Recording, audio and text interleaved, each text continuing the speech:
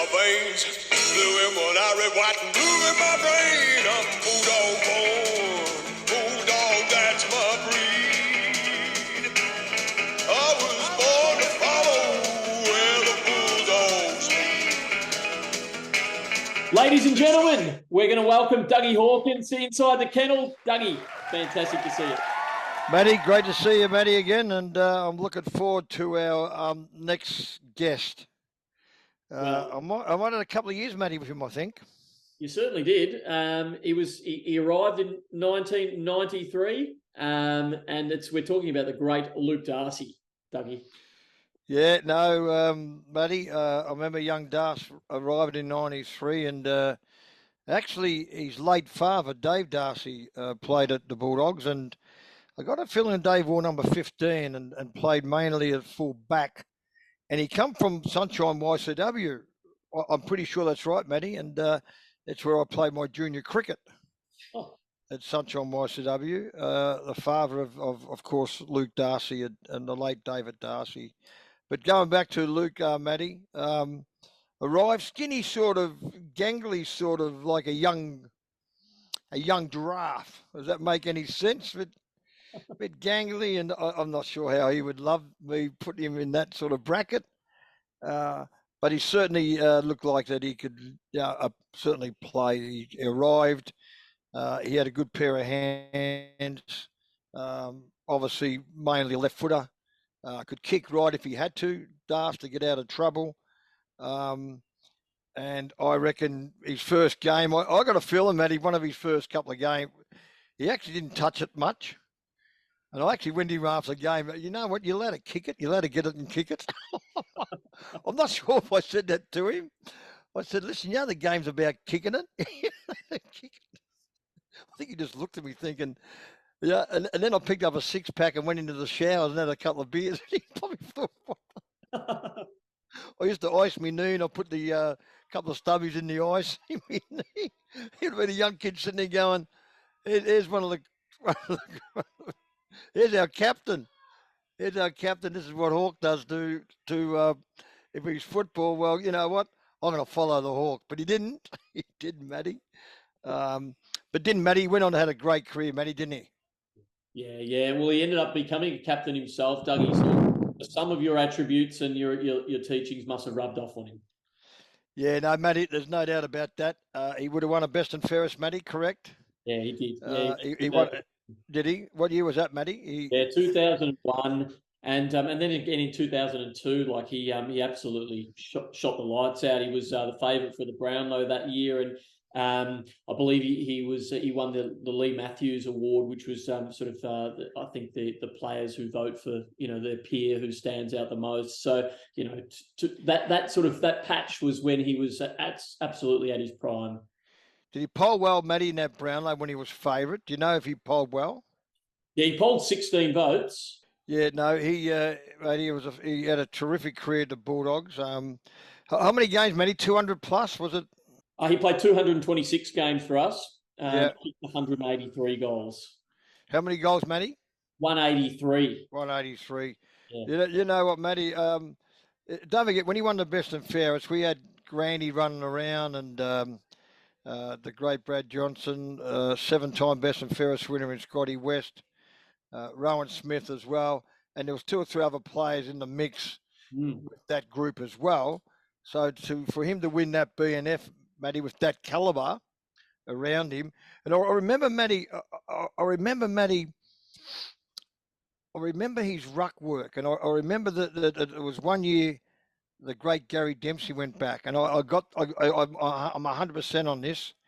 And he rucked with a bloke called Daniel Bandy. Ah, yes. Remember Daniel Bandy? I think he come from Fremantle. Yep. If that's right. Obviously a tall, big fella, 6'5", 6'6".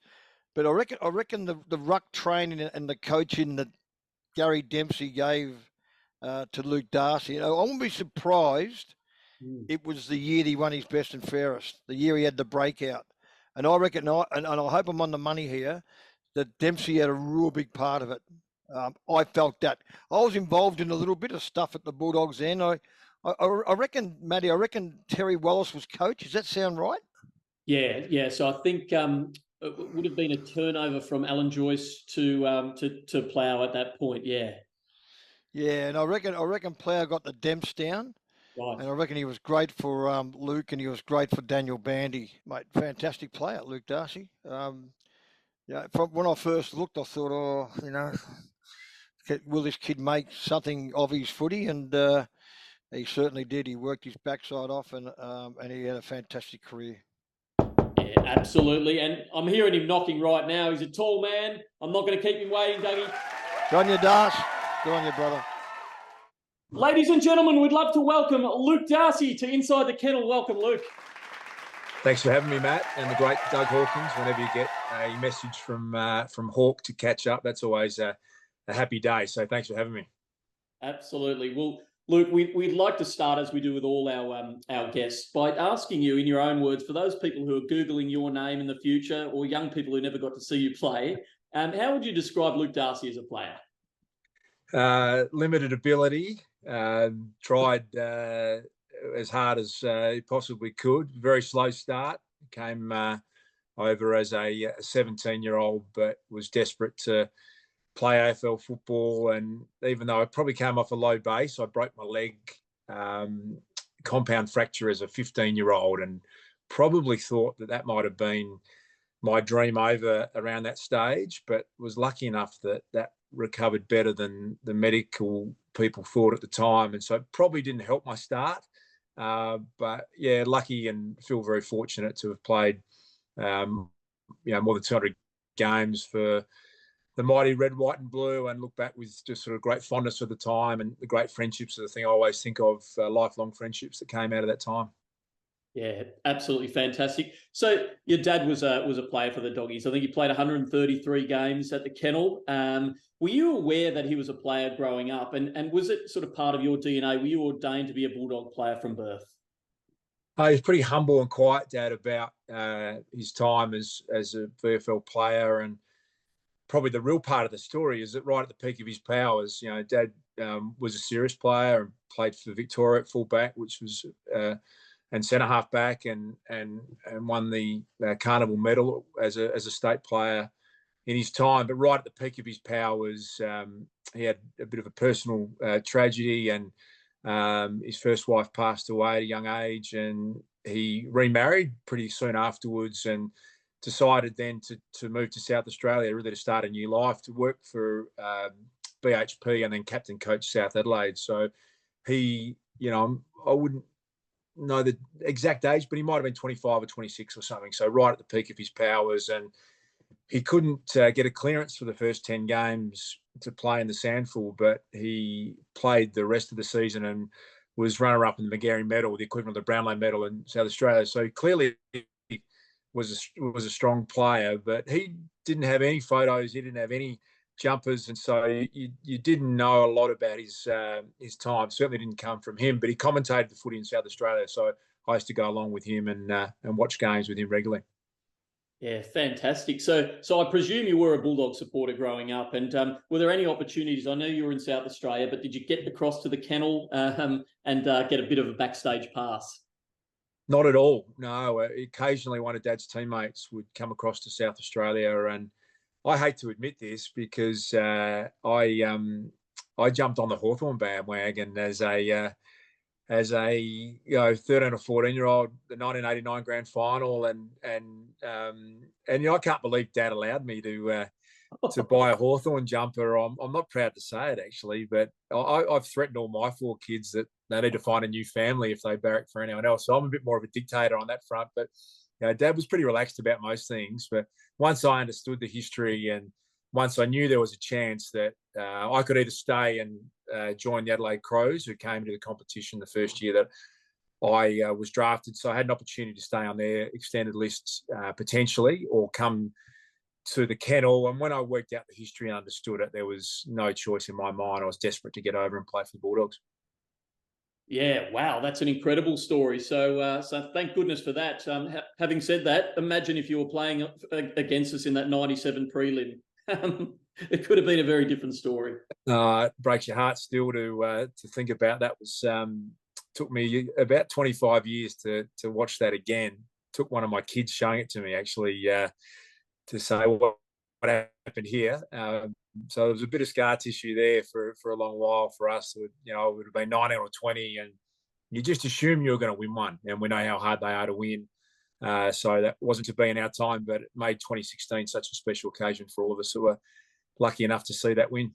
Indeed. Well, no doubt we'll talk a little bit about that. But I want to take us back. So you're 17 years old. You've been drafted to the club that your dad played for. How was it walking in and seeing all these famous faces? You've got Dougie and you've got Choco and you've got Super McPherson, all these fantastic faces. Was it intimidating for a young man? It absolutely was, and intimidating and brilliant. Scott Wine had just won the Brownlow medal, and that was the role that I was eyeing off. I was a long way off Scotty's level, but we've got a great lifelong friendship. From that moment on, I can remember shaking hands with Hawk on the first day. I can almost remember player by player, literally, as you walked in, and you're meeting these incredible people, and how welcoming and intimidating too. I was very quiet. I didn't say a lot for a while. A lot of people would say I found my voice over time, but meeting Chris Grant, I moved in with Leon Cameron pretty soon afterwards, and so I just look back and see how lucky you were to have these great people around you that became your great friends. Yeah, that's wonderful. Amazing experience. So I guess about a year later or so, you were selected for your first game in 1994 against the Saints down at Waverley. Can you tell us about that thrill? Finally, this boyhood dream has come true. Yeah, everyone remembers that day, and it was special. Chris Grant might have been concussed and taken from the ground. And for those that don't remember that era, if you're on the interchange bench, there's no guarantee you actually even got on at times. And so I came on to centre half forward. Not sure that was the plan, but Granny had been concussed by Danny Frawley, who had a great habit of punching forwards in the back of the head. I ended up having a great friendship with the great Danny Frawley. I was lucky enough to work with him for over a decade. And so I reminded him regularly. And I came onto the ground and he said, "You're going to go off on a stretcher next," was the first thing he said to me. And he duly went about doing his best. So it was a pretty quiet debut. We won the game. I remember that. And I know that I didn't play the next week. I didn't have a big impact, but it was a pretty special day. Yeah, wonderful. I did have a look at it, and Dougie starred with a couple of votes. Danny Southern got the 3, and tricky Richard Osborne kicked 5 as well. So great to get your first win under the belt. Yeah, and Danny Southern and I landed at the airport the same day, and the wild man from Western Australia got off a plane. He was very different to me, but lucky to call him a great lifelong friend. That first 12 months, we spent a huge amount of time together, working our way around Melbourne, and it was pretty special. He was remarkable in his first year, very close to being an All-Australian. He was so tough and so fit and so ready to play. It was incredibly impressive. Beautiful. Now, at the end of that season, 1994, just like your dad, I think Dad played in the 1963 VFL Premiership side, the reserves team. You played in the reserves team for the Doggies and won the premiership on that day. There were some pretty handy players in that squad, and one man in particular was Luke Beveridge. Did you early on sort of see some of those characteristics and values that we've come to know and love now? Yeah, looking back, you're really lucky to have the VFL team so strong, and probably set up a pretty good era for us. Brad Johnson played in that grand final. Rowan Smith, I think, played in that grand final, and Steve McPherson, Danny Delray, and a lot of that era that were sort of kept going to the end, and us that were playing our first year. And yeah, Bevo was unique then as an 18-year-old. He was just different than the rest of us. He thought about life in a unique way, as a lot of people would know now. And, I really connected with him, as we all did. But yeah, he had a pretty profound effect on me. I've spoken to him about this in recent years, where just a couple of times, he would take you aside and be, thinking about you in a different way at crucial times if you've been out of the side. And not surprised that he's gone on to do unique things. He's always been quite a unique leader, and obviously he's got a pretty special place in Bulldog history for what he did in 2016. But none of that was a real surprise for those of us that were his teammates. Yeah, that sounds awesome, Das. Yeah, thank you. Now, games 1, 2, and 3. I've been doing a little research on this, and you're the only player in league history to not have recorded a kick in your first 3 games and then go on to continue playing. Now, things did turn around, but suffice to say, game 4 would have been under a little bit of pressure. Well, you sound like a couple of my colleagues on radio. That has been run my way on a few times. As I said, it was a slow start. I got a really poor memory for games. Luckily, I don't remember those 3 because I might have fronted up for the 4th one had I have known. But I think, as I said, I was definitely a work in progress, and probably a lot of that was on the interchange bench. In fairness, it wasn't a lot of game time, but I had a long way to go, and I worked that out pretty quickly. I remember, understanding that physically, I think I arrived at. I might have been 76 kilos when I arrived, and so I would have played at 100. So some of those early games, I was nowhere near ready to play. Yeah. Well, things turned around pretty quickly. 1996, it wasn't a fantastic year for the club, but it was a bit of a coming of age for you. You won you were nominated for the Rising Star Award, and you established yourself as a regular senior player. Was that a year of getting a platform, I guess, and working in tandem, I guess, with a mentor like Scotty Wind to set your career up? Yeah, hopefully you found just a time where your body was fine, and like a lot of young players at that height, I had some stress fractures that first year and a broken foot, a range of different things, which a lot of not surprising. You're trying to put on that weight so quickly and then trying to get a fitness base. It's a recipe for those type of injuries when you look back. But 96 finally was in some sort of physical shape, really, to be able to compete, and you felt like you could play AFL at that level. Still with a long way to go, but with some really strong players around. And then, obviously Scotty Wine was still one of the premier ruckman in the competition, so found a role playing forward, and then spending some time in the ruck when he needed a rest. Yeah, fantastic. Well, there's a little bit of history repeating itself with your son Sam and Timmy English, and hopefully it works out similarly. Yeah, it is a bit unique to have a third generation of our family at the club, and it's not lost on us. It's just how special that is, and I often say you sort of can't manufacture passion in any of your kids. They love what they love, and he's loves being at the Western Bulldogs. And it's unfortunately Dad passed away just before Sam was drafted, so I always wish he could have been there for Sam's first game, but I know he'd be really proud. And whenever I drive into the Whitten Oval, I just think of so much of our family history has been spent at that beautiful patch of grass, and so I always feel pretty lucky to be back down there spending some time. Indeed. Now, 1997 came around, and Terry Wallace was officially installed as the coach that year. We'd been competing with Fitzroy, I guess, for sort of the wooden spoon the year before, and then suddenly something turned around. In round 2 of that season, we had an incredible victory against the Swans, and you kicked a late goal to seal the match and sort of set the fuse, I guess, for a remarkable run towards the finals. Can you recall that campaign and what was so special from it? And I know you say you don't remember games so specifically, but are there any memories that sort of stand out to say, hey, this is a year to remember and savour? Yeah, I think the first memory is we started training. It felt like a month before anyone else. It was probably a couple of weeks, and no one had really done that before. And great credit to the coach.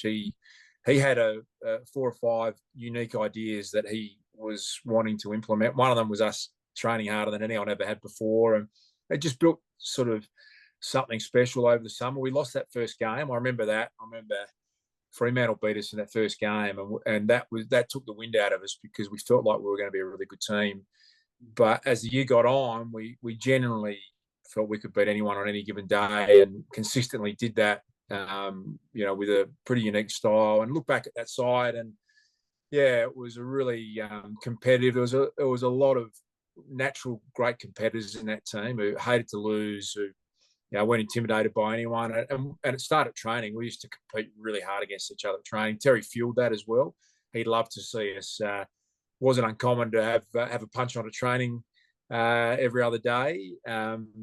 but all with the purpose of us being the best in the competition. And so we felt like we were.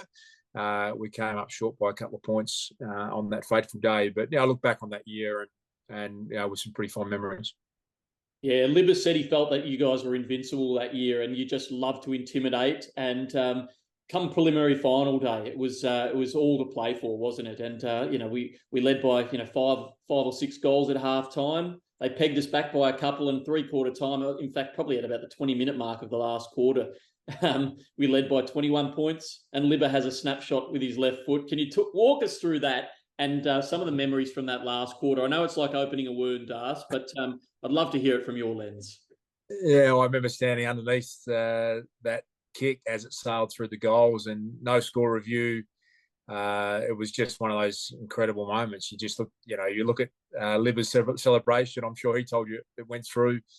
And as it turned out, that was the only quarter that we didn't register a goal for the season. And you look back at so many of those moments that were just unfathomable, really, that was a chance to happen. And so, yeah, it was devastation. But I think probably naive as well, young enough to think, oh, you know what, that was horrific, but we'll win it next year. And again, I think we're the best team next year for the majority of the season, but came up short badly in a prelim final again. So, yeah, you have those sliding door moments, don't you, where it took me a long while to get over it, a long, long while. I worked in the media straight afterwards, and I was often in fact, I was in the grand final rooms every year after that for about 7 years, and the jealousy was extreme. You go down to interview the winners, and you have the microphone under there, and I found that day horrible. It took me a good 7 or 8 years to get over it, and life moves on, and it wasn't to be for us, but it wasn't through lack of effort. No, it certainly wasn't. I understand that Plough came to yourself and Jono and Granty, and I think it might have been Smitty as well, and said, "This is your time in the sun. We need you to step up." And he later reflected sort of that he felt that he put some undue pressure on you guys. Was that a fair comment, or was it were there other things at play? Oh, I think pressure is a privilege, and if you want to win, you've got to be incredibly good. And look, I look back now, and I think of the resources that were available to us were a challenge, and we had other sides that we were competing against that double, triple the resources. And you go back to that era, you probably were punching above your weight. North Melbourne did as well. In fairness, they had a couple of iconic players, so we were around that mark. And I just don't think you can have regrets in life. I think to play for football with that competitive industry, it's incredibly hard to win one. There's a vast majority of players that don't get there. And again, for all of us, when that was what was driving you, it's a hard thing to deal with. But as I said, I feel like the 2016 win, we put a lot of those demons to bed for us. And I'm glad it did. There wasn't any sense of jealousy that it wasn't our time. I just felt like we were so wrapped that the club had finally won a second premiership that, I think if that wasn't the case, there may be still a bit of a hollow feeling, but that put it all to bed for me. Yeah. Danny Delray said the same thing. He said he was walking around the stalls after the game, and just everybody, jumping on him and saying, "We did it, Danny." And he felt, all that blood, sweat, and tears over those years is just all worth it. And he was part of that story. So I'm so happy to hear you say that, Dars, because you went through a career without a premiership, but it just shows that the fabric of the club, and it's it's all in.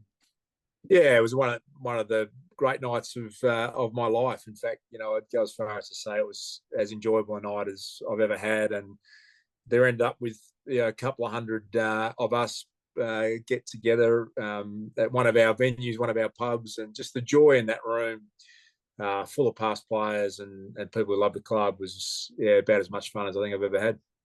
Yeah, beautiful. Now, 1998, 99, 2000, we also made the finals. We played the Crows and got smashed in the 98 prelim. It wasn't to be for those 3 years. And in fact, that that golden window opening period, what was a missing ingredient for you, do you think? Well, as you sort of know now and you get a bit older, you realise that in any organisation, you need stability right across a football club, and from board level all the way down to the boot stutter, as we say, and so yeah, they're incredibly hard to win. Even when you've got all that aligned, there's no guarantee, and so yeah, I think after sort of heartbreak of a couple of those prelim final losses, we traded away some pretty how would I describe heart and soul people at our club. Leon Cameron left for Richmond.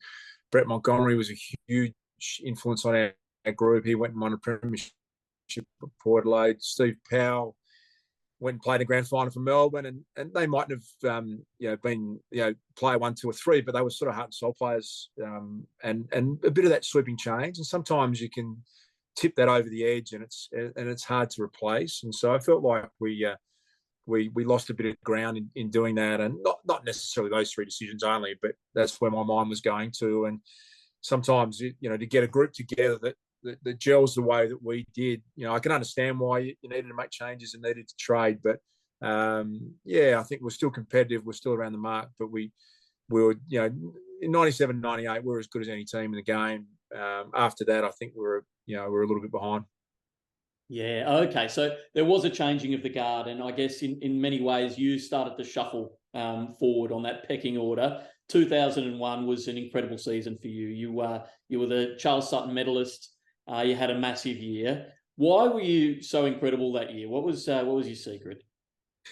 Oh, I think you plan to play that way every year. I think it was, and I know a lot of people understand this. It's as a 76 kilo, 197 centimetre ruckman. And looking back, I was no chance of having an impact for the first couple of years. I just wasn't physically ready. Mentally, you think you are, competing well enough, and probably took me that long to grow into myself and to get the full level of fitness. And around that time, I just felt like I could run harder than my opponents. I could compete just as well in the air, and I could be pretty dangerous if I went forward. So you felt like physically and mentally and maturity wise, you had it all together. So that was why I planned to play from the start. But it took a little bit of a while to get there, and then the range of different things and injuries that perhaps made it a bit harder to stay there. But yeah, it was certainly the way I wanted to play was that year,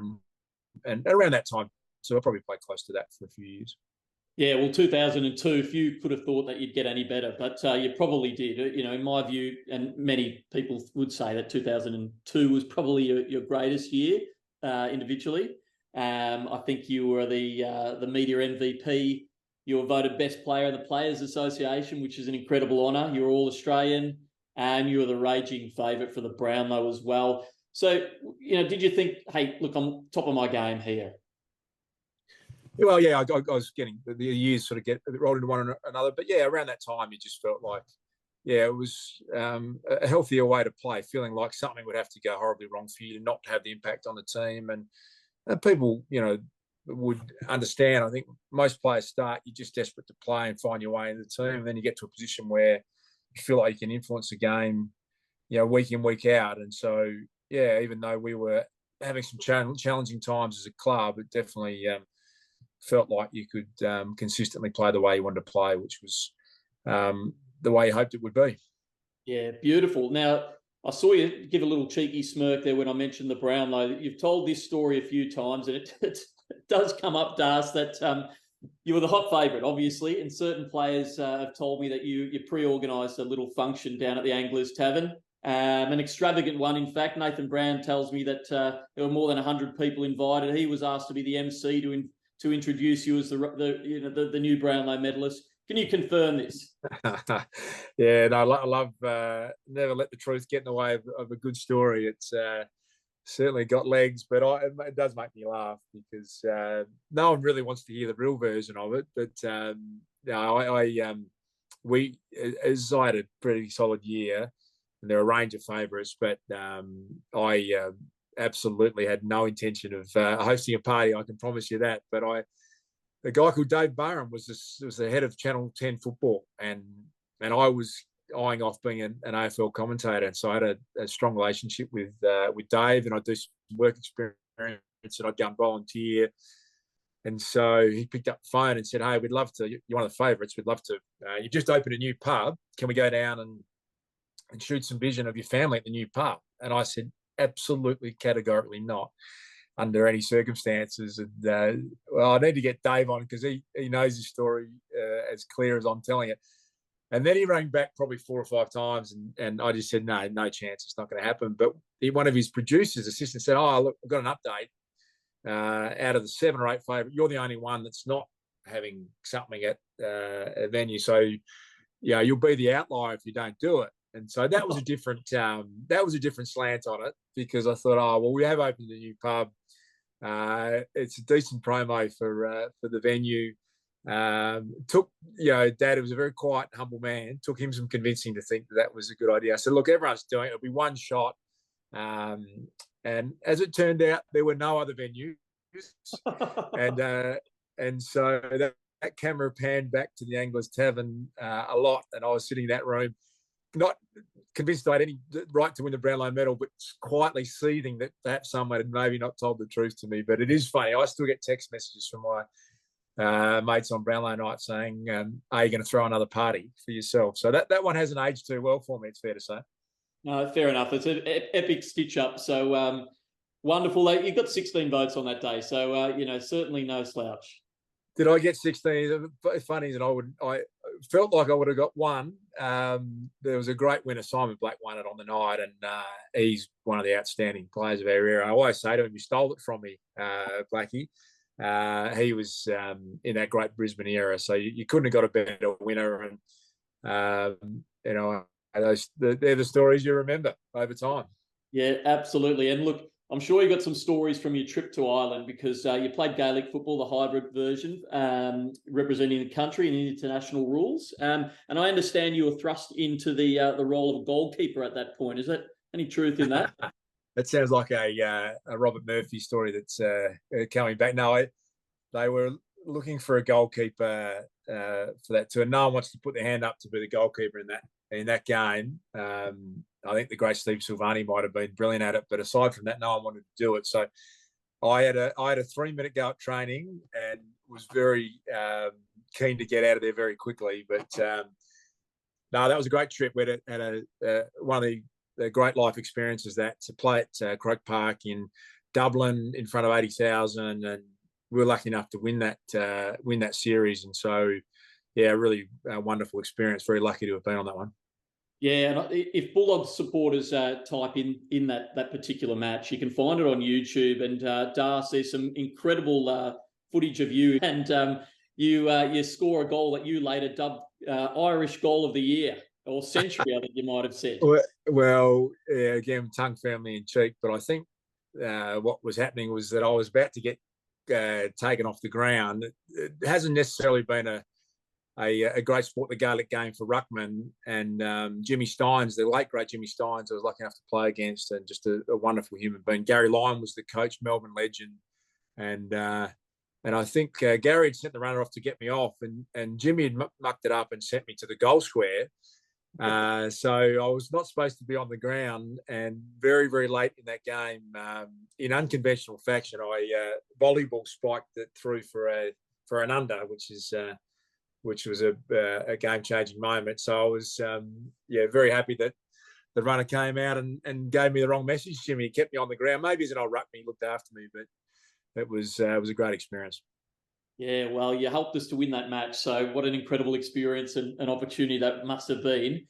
Now, back at the club, it was a time of transition, wasn't it? Because Peter Rode came in, and Plough was out the door. And then, a little bit later on as well, Rodney Eade ultimately became the successor of the club. So, you had 3 really important coaches that I presume had a fairly big impact on you. And in addition to that, you had Alan Joyce and Wheels maybe for about 2 hours of your time there. What are your recollections of those 5 coaches at AFL level and their differing styles? Yeah, I started with Terry Wheeler, and I've got great recollections of Terry Wheeler. I had the whole pre-season. He got sacked in round 2, but he was ahead of his time, and incredible thinker, and we're doing crazy, amazing things. Jumping out of airplanes, but I thought culturally had an amazing way about him, Wills, and so I was disappointed not to have spent more time with him. I really felt like he had something special, and probably gone a bit before his time. And he's a great human being, Terry Wheeler, and lucky enough to have caught up with him another time since. And he was kind enough. He said, "Look, we got you for free." His last words to me when he left: "We got you for free, but I see something in you, young man. I'm 17. I see something in you, and I'd drive across to Adelaide and get you here any time." And it was actually quite a nice word, because I was raw and underdeveloped, and I never forgot that. And Alan Joyce came in, who was a two-time premiership coach at Hawthorn, and Joyce had a very unique style and old school from Hawthorn. So we learned a lot, played some games under Joyce, and Terry Wallace was incredibly creative and took the game to directions that hadn't been taken before, and had some great success under Terry Wallace. And then Peter Rowe got a really challenging time. He coached that last game, and we beat Collingwood, who were a brilliant side.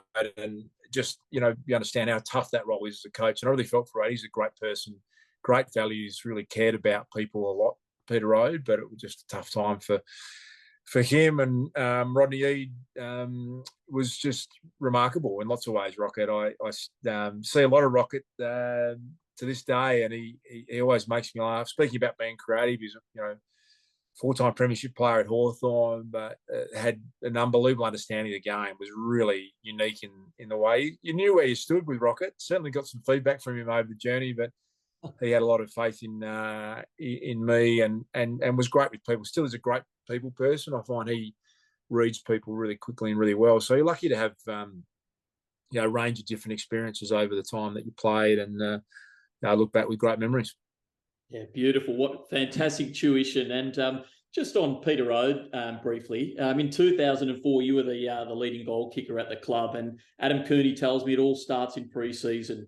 You have a good baseline. You ultimately have a good season, and he said that particular pre-season you went off to mount disappointment, and it was one to maybe forget about. But have you got any stories to share about that infamous camp? Yeah, that I look back.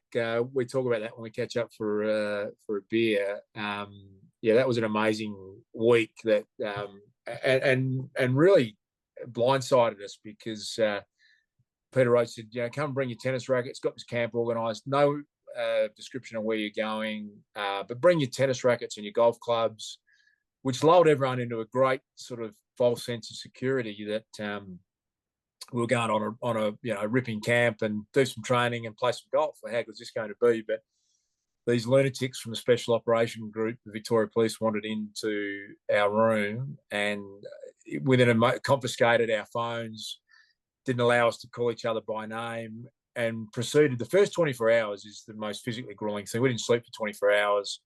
It was as hard a thing as I've ever done. There's a dozen stories that by the end of about the 35th hour without sleep, they said, "Here's your camping gear.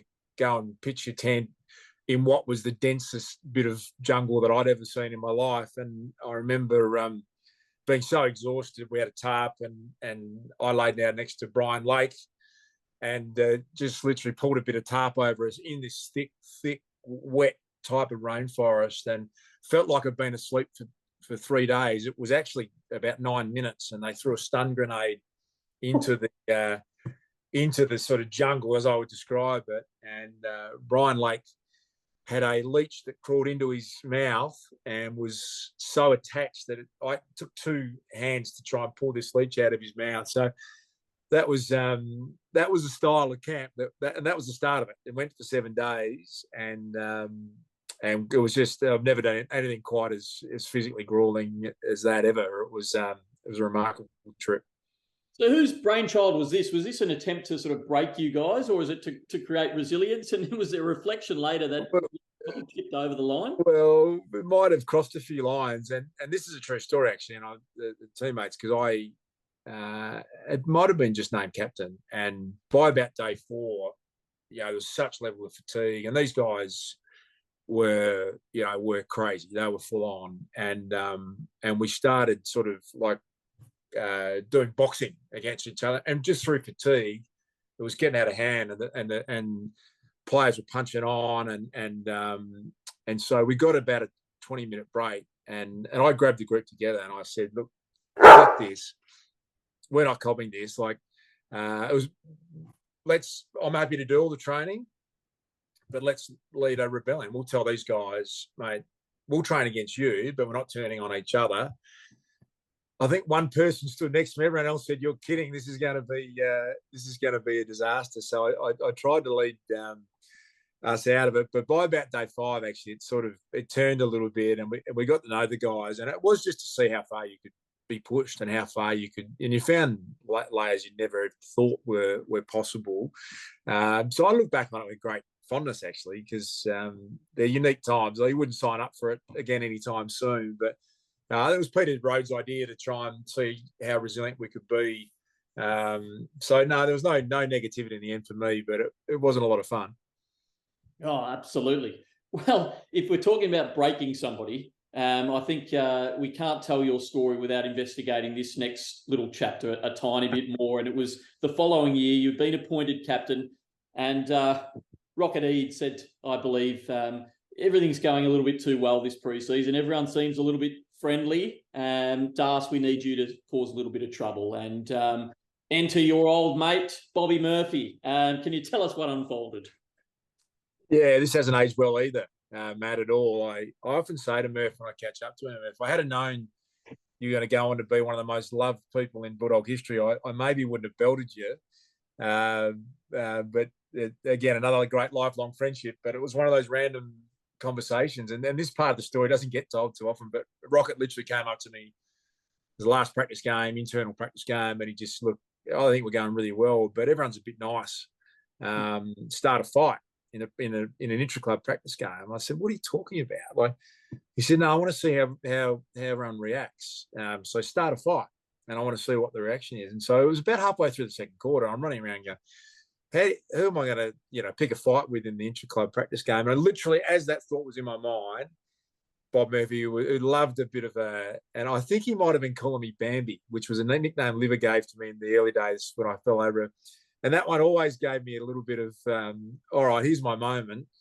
So I'll give Murph a bit of a clip, and that'll sort of see what happens, drop him. And because he had such great peripheral vision, I was planning on just giving him a bit of a round arm under the ribs, and he ducked into it, and I just remember the sound. It was just, it was out cold before he hit the ground.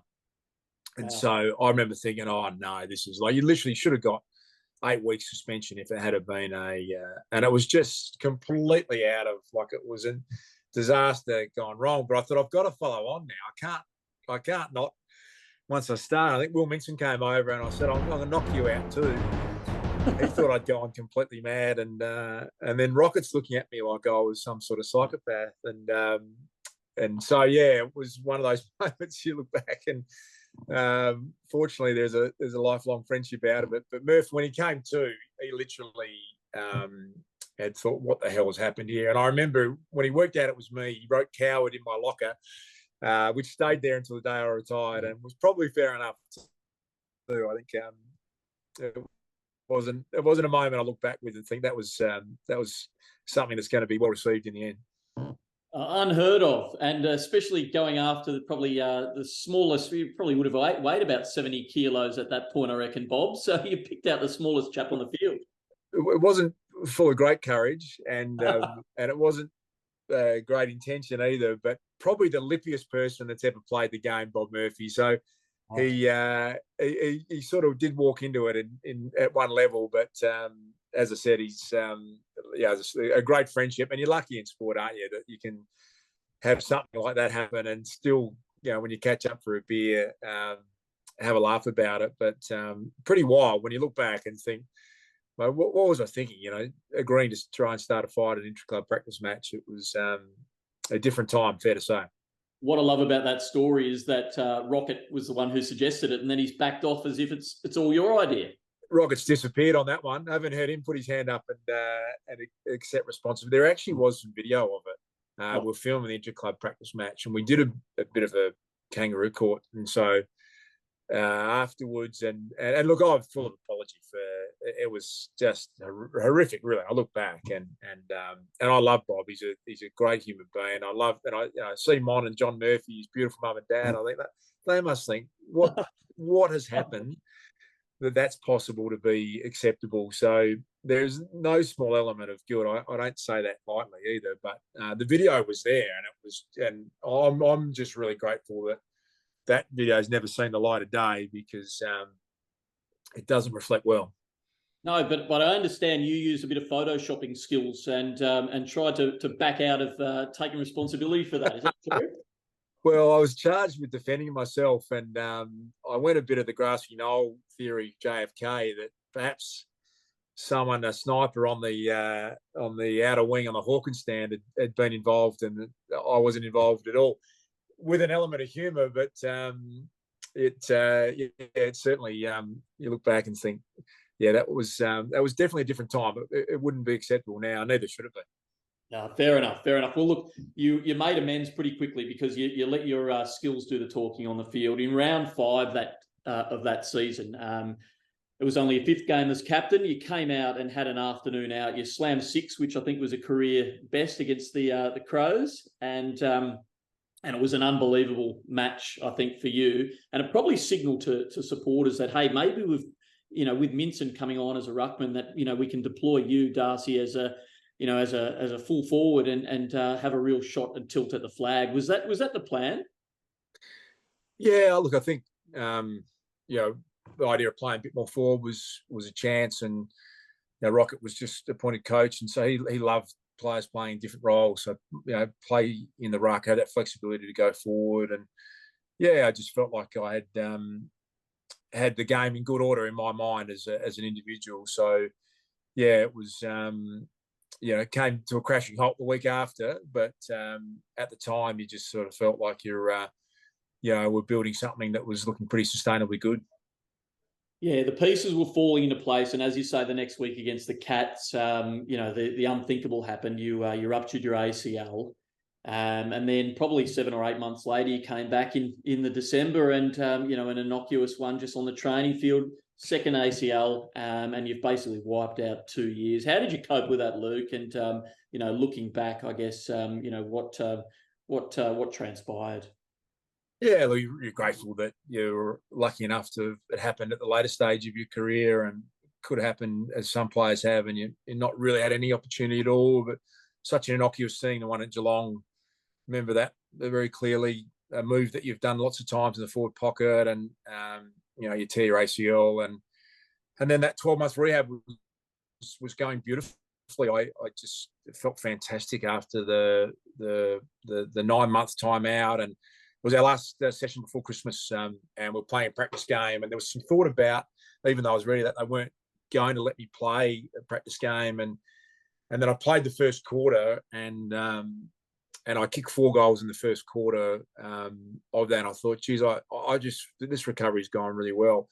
Yeah. And I went to our head of performance, said, can you just let me have one more quarter? I'd love to get one more quarter in before Christmas. And I still remember grabbing the ball, exactly the same motion, and just heard the graft tear, and you knew straight away, we're trying to convince ourselves of maybe some scar tissue, but I knew the second that noise happened. And that 2 years out, 2 ACLs in a row was it made life in terms of playing footy come to a halt pretty quickly. I came back and played after that for a year, but never felt like I could jump or turn or anything like I needed to, or like I used to be able to. So, but you're really lucky. I always say to people, like, your worst day playing sport is someone's best day. You're still amongst your teammates. I hope I had a good influence on Will Minson and a whole generation, because I had the time to be around, and you're still training, you're still getting paid really well. So I look back and think you're just really fortunate to play sport for a living, and I don't think any of that is hard compared to what normal people go through. Yeah, beautifully said. I never got to play a single game, and I would have given anything just to to have a minute on the field. So, you lived the dream, Luke, and you came back in 2007, as you said, for one final tilt at the flag. It wasn't to be. The fairy tale didn't come. But you said at the time you didn't choose that time to retire. The time chose you. Did you leave the game satisfied? Yeah, I think so. I think if you feel like you've been able to get everything you possibly can, and you gave your heart and soul, and you would always look back and wonder if you didn't do your knee, or. But I think ultimately, if you can be the best version of yourself playing, then you've got to be happy. I've never been one to really look back with too many regrets ever, and yeah, there's ups and downs, and there was great times. But as I said before, I feel really fortunate to played for such a great club, to have these lifelong friends, to have been able to do that for a living was such a joyful thing. And so, yeah, I feel really privileged. There's not a lot of regret at all from me. Yeah, beautiful. And look, you touched on the friendships and the memories you made with your teammates. So can you list a few of your absolute favourites? Not only like the best players that you ever played with, but also some of those ones that you would just go to war with and you just love. Yeah, I lived with Leon Cameron for, I think it would have been 7 or 8 years, and so we a special friendship, and still do to this day. And he was generous enough to have me live in his house and pay the rent for 7 or 8 years, and so we had a lot of great times together. Craig Ellis was, and still is, a great mate who arrived the year before me, but that's a great lifelong friendship. He lives overseas now, but we speak almost weekly. And look, I could probably list another 100 names, Matt, from the great Doug Hawkins, to lucky enough to have spent some time with Hawk, to when you catch up with Brad Johnson or Rowan Smith or Chris Grant or Steve Powell or Brett Montgomery or Libba, or you just feel like you're back as a 20-year-old, and great people. My view is that if you get to the level of sport where you can play it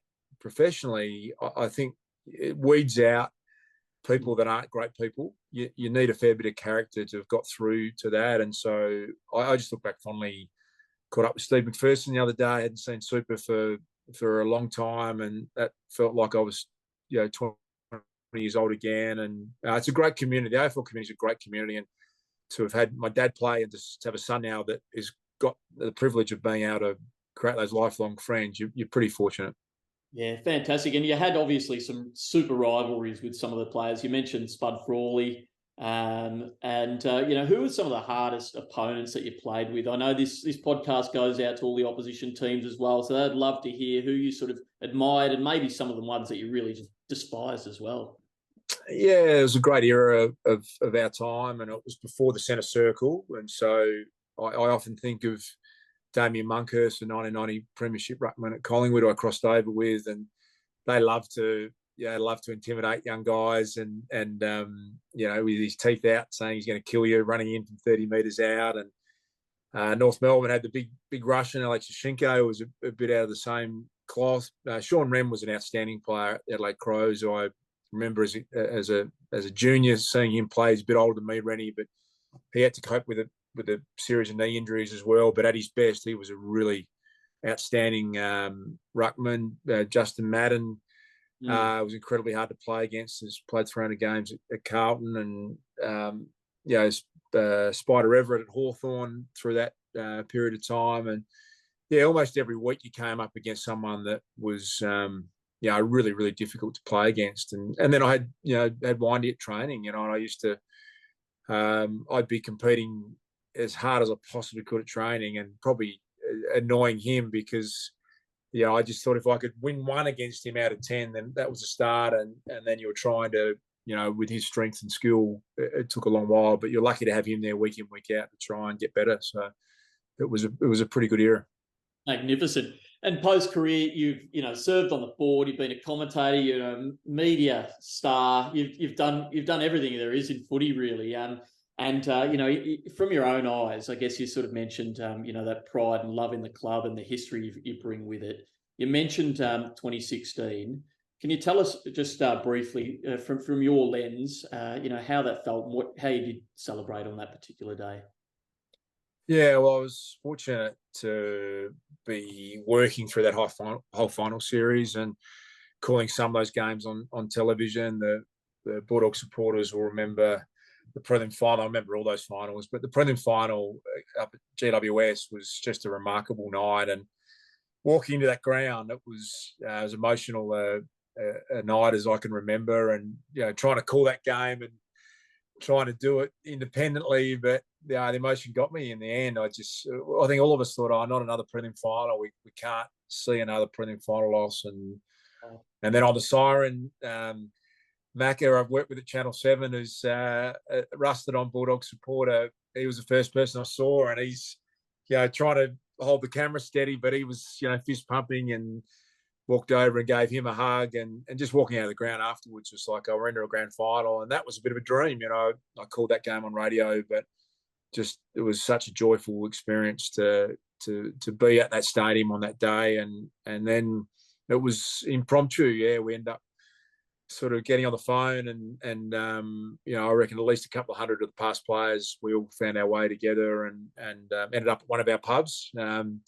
Not many of them paid, Matt, it's fair to say, which was joyful, but it was just a great night where there was so much joy in the air. And you look back, and lucky enough to go to the club on the Sunday and see the Kennel.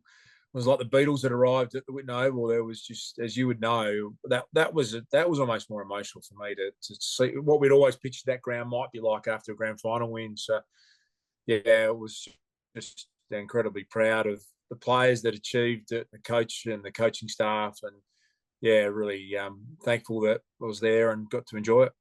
Yeah, what a day! And now your own son has an opportunity to forge his own path and hopefully be a part of, a third men's premiership. Let's hope. My daughter went down to training and watched the open training a couple of weeks ago, and she said to him, "Who's the best Darcy of them all?" And his response was terrifically mature one. "Let's wait and see," he said. And I overheard that, and I said, "I don't reckon your dad would answer that way." And he said, "Yeah, he'd probably back himself." Yeah, I think that's interesting, isn't it? No, I suspect if he gets healthy and gets it right, I think he'll go past. I think he's already gone past me, and maybe his grandfather. But look, he loves it. It's a great privilege, really is, to be playing at that level. When I know he's as passionate and dedicated, and just talking back and having done that for a long while, reflected on the ups and downs. He's going to have a lot of those, but I don't think it will be from a lack of effort or a lack of trying. He's as committed as can be, and he loves it, and we're proud of him. And it's nerve-wracking watching him play, but I hope he gets to experience as much of the highs as possible, and I'm sure he'll try his heart out. Yeah, well, the Bulldog Army are right behind him, like we were with you, Luke, that's for sure. Now, before we let you go today, and thank you so much for your time so far, we're going to put you in the hot seat one more time today. Without a word of warning, at the end of each podcast, the players enter a 60-second quiz, Bulldog quiz. And we're playing for a portrait they'll be painted of the winner. Last year, Dougie Hawkins was actually the winner. He beat Brian Royal in the final. So he automatically qualifies for the final. So if you're at the top by the end of 2024, Luke, you'll go head-to-head in the final for a portrait to be painted of yourself. Today's two categories, we're going to give you a little bit of power. You can choose the 1970s as your category. Obviously your dad played in that era. Or the other category is father-sons. Which takes your fancy? So the father-sons. Let's have a crack. Father-sons. Awesome. Fantastic. Well, your time will start after I ask the first questions. There's 60 seconds on the board. Good luck, Luke. Your time starts now. Mitch Wallace was a 2012 father-son selection following in the footsteps of his dad, Terry. Is that true or false? No, that'd be false. That'd be the great Steve Wallace. Correct. Ted Whitten Sr. and Jr. have the highest combined games total at the club. Is that true or false? As a father-son, that'd be true. That's false. It's the Liberatores. Mark and Lockie Hunter both wore the number 10 jumper. Is that true or false? True. That's false. Which father-son combination are the only club history to both win Charles Sutton medals? How am I going? Jeez. Who would? Father-son. I can't. Oh, Liberatore. Correct. Zane and Ace Cordy are the sons of which former gun? Oh, this is embarrassing. Of course, I'm going to pass. Mental blank on that. Neil or Brian? It's Brian. Correct. Which Darcy was the youngest at the time of their debut? Dave, Luke, or Sam? Sam. Correct. David Round's father, Barry, wore which number for the club? Oh, what did Big Roundy wear? 16, did he? It was 14, and right on the siren. Right on the siren. I'll give you a last chance to answer this last one. Riley West's father, Scott, won how many Best and Fairest at the club? Scotty won 7. Correct. 7 indeed. Fantastic, mate. And there you are. Incredible. You're at the top of the table. You are the very first for this series. So well done. Let's hope you stay there. That was a terrible performance from me under pressure. Apologies to Brian Cordy. I couldn't get your name out. The great Brian Cordy, who's a ripper. And I couldn't think of Libba winning the Best and Fairest. So there you go. You got it out in the end, Luke, and that's what you did week in, week out, playing for the club. We absolutely loved watching you play, and we just want to say, is there a final message that you want to say to the fans who absolutely loved you as a favourite son, and any ways that you'd like to be remembered? It's exciting to see the club in 2024 now to have had a sustained period of success and financial health, and it means a lot to so many people.